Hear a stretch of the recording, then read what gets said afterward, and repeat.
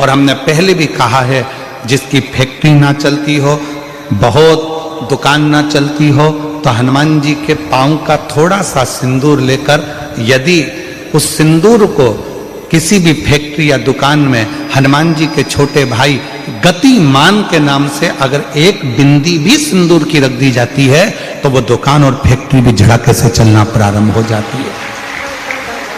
गतिमान हनुमान जी के छोटे भाई, एक हनुमान जी के छोटे भाई हैं मतिमान। जब व्यक्ति डिप्रेशन में जाता है,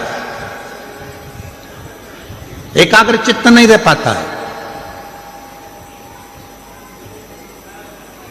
पढ़ने बैठता है पर एकदम मन नहीं लग पाता है, तो मतिमान का स्मरण किया जाता है, हनुमान जी के तीसरे नंबर के भाई का, मतिमान।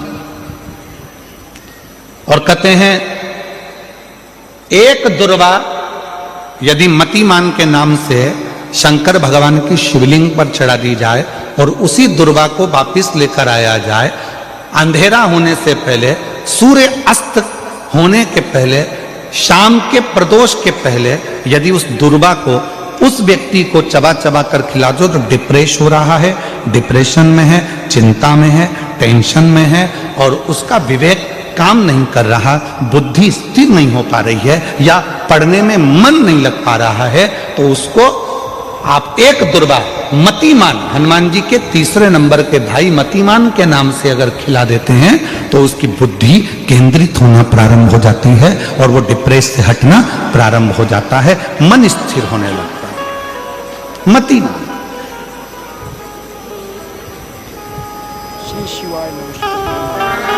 और एक नाम आता है व्रतिमान।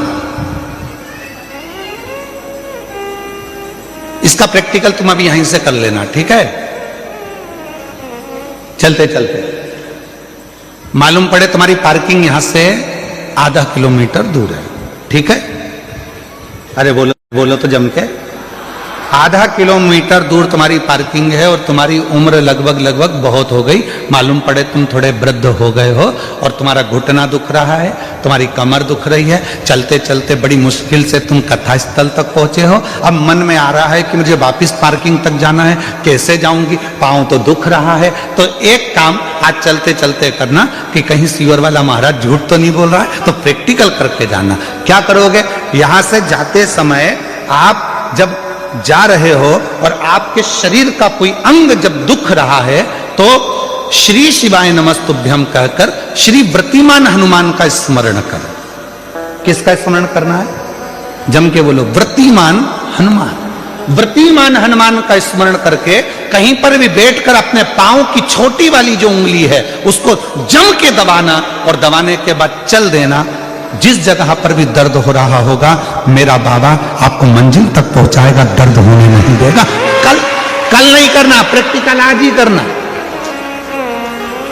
काल करे सो आज कर। आज करेंगे गुरुजी, 3 महीने में फर्क दिखेगा। तुम तो आज की आज का बताओ ना कि आज की आज में फल कैसे मिले। तो बिल्कुल जाते जाते व्रतिमान हनुमान भगवान श्री शिवाय नमस्तुभ्यम का स्मरण कर कर एक ऊर्जा के साथ, ताजगी के साथ चलते जाओ। शिव थोड़ा बहुत नहीं देते, मेरे भगवान देते हैं छप्पर फाड़ कर। एक बड़ा सुंदर प्रसंग आता है भगवान शंकर की परम भगत हनुमान जी महाराज की माता मां अंजना जी। शिव जी की परम भगत थी माता अंजना। संतान का सुख नहीं था माता अंजना के, संतान प्राप्ति नहीं थी माता अंजना के। जब माता अंजना के यहां पर औलाद नहीं थी, संतान नहीं थी, तो बड़ी हताश रहती थी। राजा केसरी ने यज्ञ करवाया तो भी माता अंजना के घर में संतान नहीं हुई। बड़े बड़े अनुष्ठान करवाए राजा केसरी ने, फिर भी माता अंजना के गर्भ से औलाद नहीं।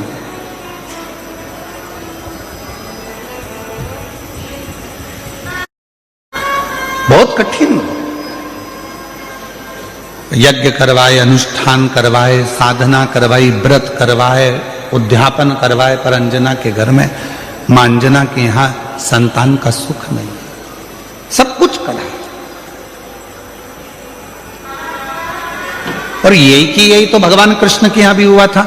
भगवान कृष्ण की 16,108 रानियां, और 16,108 रानियों से जब संतान नहीं हुई भगवान कृष्ण के यहां, तब भगवान कृष्ण ने गर्गाचार्य बाबा से पूछा कि मेरे घर में औलाद क्यों नहीं होती है, क्या कारण है, मेरे घर संतान नहीं है। भगवान कृष्ण ने गर्गाचार्य बाबा को बुलाकर पूछा तो गर्गाचार्य बाबा ने कहा, ए कृष्ण, तुम एक एक रानी के साथ में 11-11 दिन तक शंकर भगवान के पार्थिव लिंग का पूजन करो तो तुम्हारे घर में औलाद जरूर होगी। और भगवान कृष्ण 16,108 रानियों के साथ में एक एक रानी के साथ में बैठकर 11-11 दिन तक शंकर भगवान के पार्थिव शिवलिंग का पूजन करा। तब भगवान शंकर प्रसन्न होकर वर दे दिए, हे कृष्ण, तुमने अपनी रानियों के साथ 16,108 रानियों के साथ एक एक रानी के साथ अलग अलग बैठकर मेरा 11-11 दिन तक पूजन करा है। मैं तुम्हें वर प्रदान करता हूं कि तुम्हारी एक एक रानी से 11-11 संतान होगी। और भगवान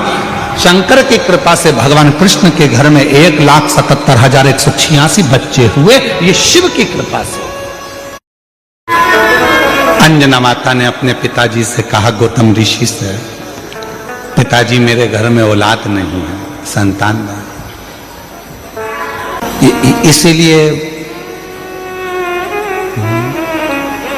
कथा कर रही है, माता अंजना के घर में औलाद नहीं थी।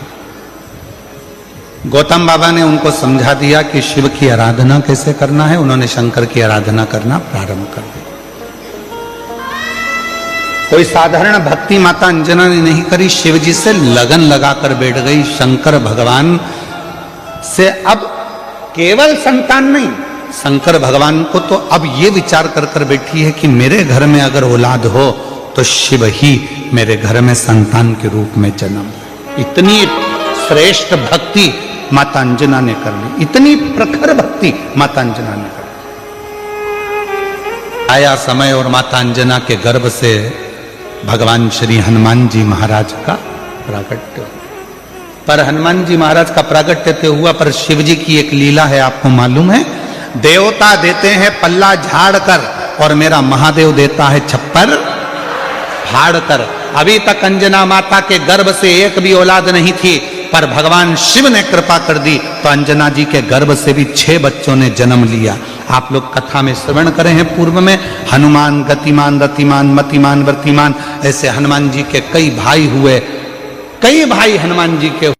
अब हनुमान जी महाराज का प्रागट्य हो गया, हनुमान जी महाराज आ गए, पूरे आनंद के साथ राम जी की सेवा करी। ये सारी कथा आप लोगों ने श्रवण करी है, रामचरितमानस में भी और शिव पुराण में भी और श्रीमद् भागवत में भी, कई जगह पर आपने इस कथा को सुना होगा। अब मूल कथा जो शिव पुराण की, स्कंद पुराण का मूल तत्व है, उसकी ओर हम बढ़ रहे हैं, जो बड़ी सुंदर कथा है स्कंद पुराण के रेवा खंड की ये कथा।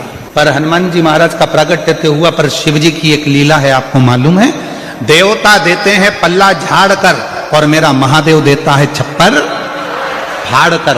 अभी तक अंजना माता के गर्भ से एक भी औलाद नहीं थी, पर भगवान शिव ने कृपा कर दी तो अंजना जी के गर्भ से भी 6 बच्चों ने जन्म लिया। आप लोग कथा में श्रवण करे हैं पूर्व में, हनुमान गतिमान रतिमान मतिमान वर्तिमान, ऐसे हनुमान जी के कई भाई हुए, कई भाई हनुमान जी के हुए। और हमने पहले भी कहा है, जिसकी फैक्ट्री नाचा जी महाराज राम जी के साथ में लंका पर चढ़ाई कर दिए, विजय प्राप्त कर लिए, आ गए,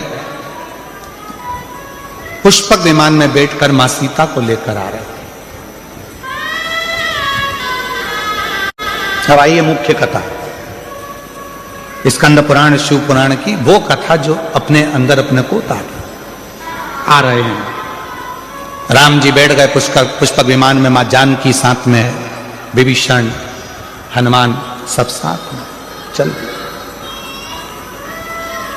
बीच में स्थान आया, हनुमान जी ने कहा, प्रभु ये वो भूमि है जहां मेरी मां अंजना रहती है, जहां मेरी माता अंजना यहां रहती है, ये वो भूमि है। राम जी ने पुष्पक विमान को आदेश दिया, हे पुष्पक नीचे होइए, इस भूमि पर, अंजना माता की इस भूमि पर पुष्पक को रोका। हनुमान जी पुष्पक विमान से नीचे उतरे, हनुमान हमें तुम्हारी मां से मिलना है। जिस हनुमान ने लंका पर विजय प्राप्त करा दी, जिस हनुमान ने लक्ष्मण को संजीवनी बूटी ला कर दे दी, उस हनुमान जी की माता से मुझे मिलना है। हनुमान जी ने हाथ जोड़कर कहा, प्रभु माता से तो मिला दूंगा, मना नहीं है, पर मेरी माता सबसे ज्यादा यदि आराधना और साधना करती है तो शिव की करती है। राम जी ने जो शब्द कहा, प्रत्येक व्यक्ति के दिल में वो शब्द छूना चाहिए। मेरे भगवान राम बोले, हनुमान जब किसी शंकर के भक्त का दर्शन होता है, शंकर तो कभी नहीं मिलते, पर शंकर का यदि कोई सही भक्त मिल जाता है तो समझ लेना कि शंकर का दर्शन उसी क्षण हो गया, उसी क्षण।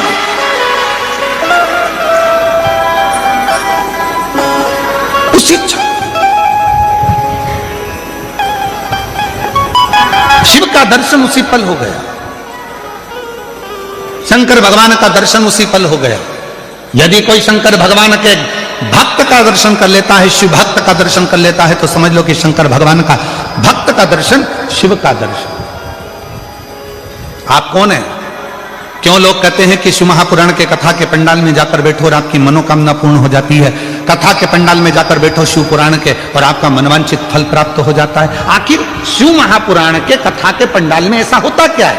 उसका एक कारण है, इतने सारे शिव भक्त जिनको किसी ने गाड़ी नहीं भेजी, जिनको किसी ने टिकट का पैसा नहीं दिया, जिनको किसी ने बहुत सारे अच्छी जगह नहीं दी गई कि तुम यहां आराम से बैठना, यहां आराम से खाना, आराम से रहना, ऐसा नहीं। शंकर का भक्त अपने झोले में 2 पानी की बोतल, एक बिछाने की दरी, एक ओढ़ने का कंबल और अपना खाने का सामान साथ लेकर आता है, छाता साथ में लाता है और जहां मौका मिल जाए वहां बैठकर कथा सुनता है। अर्थात बिना लोभ, बिना लालच, बिना किसी व्यापार या व्यवसाय के वो शिव को समर्पित होकर आया है, शंकर का होकर आया है। इसलिए ऐसे भक्त का जब दर्शन होता है तो हमारी मनोकामना अपने आप पूरी होना प्रारंभ हो जाती है। शिव के गण इतने प्रबल हैं, एक बार यदि जाग जाएं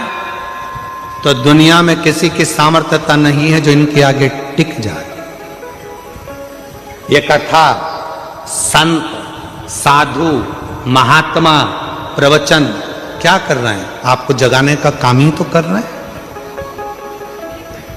अंजना माता को देखो, अंजना माता की कथा को देखिए, अंजना माता के एक भाव को देखिए। भगवान राम कर रहे हैं, सुनो हनुमान, अगर शंकर भगवान का कोई भक्त, शिव की आराधना करने वाला, शंकर की साधना करने वाला, शंकर को भजने वाला, शंकर को स्मरण करने वाले, अगर उस शिव के भक्त का भी मात्र दर्शन हो जाए, जो शंकर को दिल में बिठाता है, वो हमको अगर एक बार देख भी लेगा तो हमारे दुख, हमारी तकलीफ, हमारा कष्ट मिट जाता है, हमारा दुख समाप्त हो जाता है।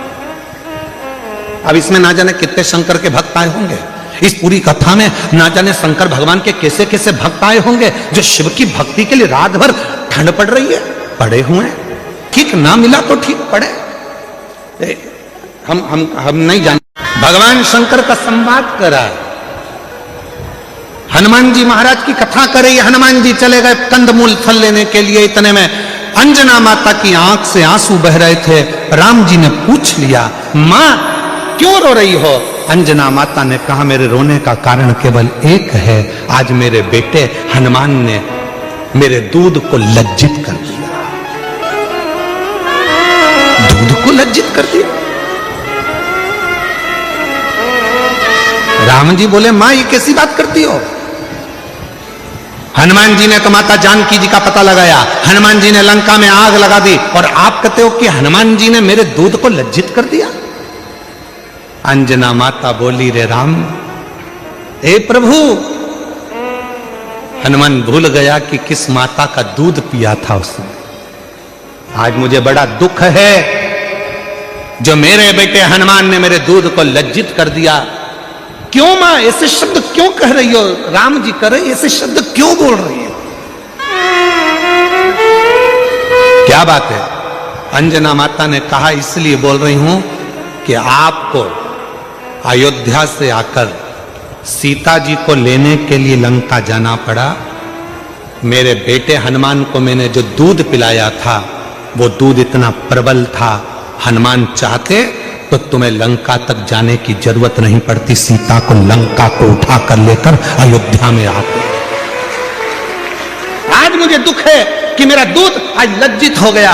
हनुमान जी महाराज को लंका तो गए पर सीता को लेकर नहीं आए। आज दुख इस बात का है कि राम जी को लंका पर चढ़ाई करना पड़ी, उस रावण से युद्ध लड़ना पड़ा, उस मेघनाथ से युद्ध लड़ना पड़ा, उस कुंभकर्ण से युद्ध लड़ना पड़ा, इसलिए आज मेरा दूध लज्जित हो रहा है। हनुमान को तो जाना था, पूरी लंका को उठाकर लाकर अयोध्या में रख देना था, तो मैं गौरवान्वित होती, तो मुझ में गौरव होता। राम जी, आप नहीं जान पाएंगे कि इस माता ने जो दूध पिलाया है वो साधारण नहीं है। इस माता ने जो दूध पिलाया है वो साधारण नहीं है। कर ले आते पर हनुमान जी लेकर नहीं आए, इसका मुझे दुख है। राम जी ने कहा, मां ऐसी बात क्यों कहती हो? हनुमान को तो हमने रोका था, नहीं तो हनुमान तो लंका पर चढ़ाई कर कर सीता को कब कर लेकर आ जाते। हमने रोका था।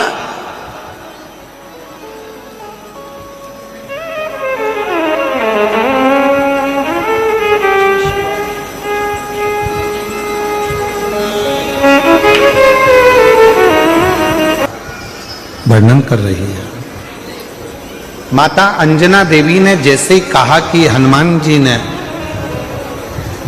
आपको लंका तक भेजा, हनुमान को तो चाहिए था कि पूरी लंका को उठाकर अयोध्या लेकर आ जाए। राम जी ने हाथ जोड़कर कहा, मां आप ऐसा ना कहिए। हनुमान तो ले आते सीता जी को, आपके दूध को लज्जित नहीं करा, पर हमने मना किया। इतने में तो लक्ष्मण जी को हंसी आ गई, और लक्ष्मण जी को ऐसी हंसी आई कि लक्ष्मण जी को हंसी आते से ही भगवान राम जी ने लक्ष्मण जी को हंसने से रोका।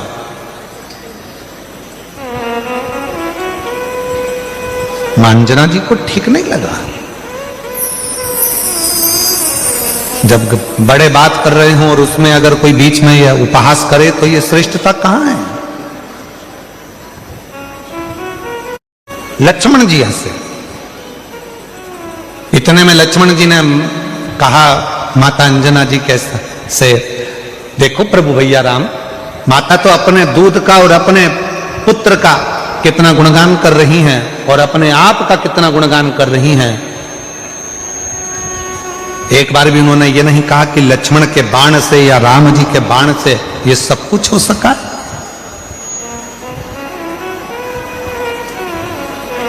सब कुछ नहीं कहा।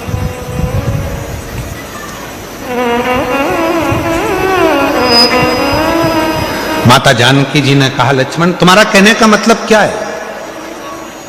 क्या मेरे दूध में वो प्रबलता नहीं है? क्या मेरे पुत्र में वो प्रबलता नहीं है? इतना तो कहना था। तब माता अंजना ने कहा, ठीक है लखन है लक्ष्मण, प्रभु राम की साक्षी में ये सामने पर्वत है, इस पर्वत के टुकड़े तुम अपने बाणों से कर दीजिए। अंजना माता ने कहा, लक्ष्मण शिव की आराधना करी है और शिव की साधना करी है और शिव जैसे पुत्र को जन्म दिया है इस अंजना। एक बाण लक्ष्मण जी ने छोड़ा पर वो पर्वत के दो भाग नहीं हुए, और माता अंजना ने अपने दूध की एक धार उस पर्वत पर फेंकी, जिस पर्वत के दो टुकड़े हो गए और गर्जना हनुमान जी के कानों में पहुंच गई।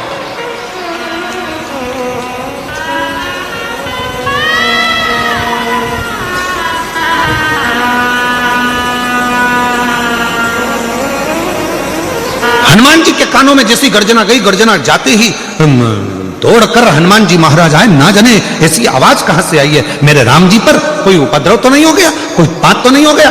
हनुमान जी महाराज भाग कर आए और हनुमान जी ने जो भाग कर आए और आते से जो देखा तो पर्वत के 2 टुकड़े थे जिसमें से दूध की धार बह रही थी। पूछा हनुमान जी ने, माँ ये क्या हो गया? माता ने कहा, लक्ष्मण जी समझ नहीं पाए थे। लक्ष्मण जी ने अंजना माता के चरण पकड़ लिए। माँ मैं जान नहीं सका कि एक माता के दूध में वो बल होता है कि अपने बेटे को जब वो दूध का पान कराती है तो बेटा उतना वीर उत्पन्न होता है, प्रबल उत्पन्न होता है, जो दुनिया का सारा कार्य कर सकता है।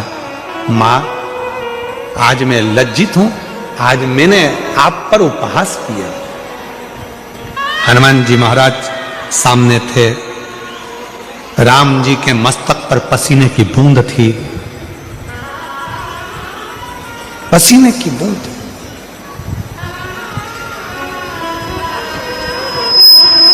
हनुमान जी बोले, मैं प्रभु राम जी के लिए जल लेकर। अंजना जी ने कहा, जल लेने तुम क्यों जाओगे? स्वयं मां नर्मदा जी का आह्वान किया माता अंजना ने, और मां नर्मदा जी कल कल करती बहती हुई आती हैं, और जो दूध की धार माता अंजना ने दी थी उस नदी से, दूधी नदी से माता अंजना के सम्मुख में नर्मदा मैया का संगम होता है, जहां पर भगवान राम जी ने जल का आचमन किया है।